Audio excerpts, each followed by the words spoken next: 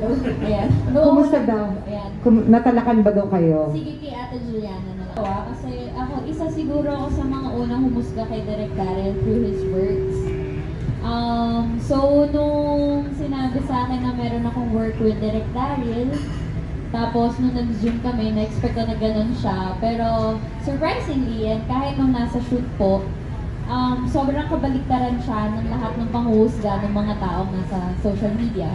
Sobrang bait niya po, sobrang chill niya, sobrang nakikinig siya sa mga tao. At nakikita ko yung dedication niya to share stories in a realistic way, in a hubad na katotohanan way. So, nung nag-shoot po kami, never ko na-experience na nagalit siya kahit sa mga staff, hindi siya nagalit. Nakakatawa kasi yung mga staff yung stress. Yung mga staff yung medyo naninigaw, pero siya yung parang, bakit kayo lahat stress?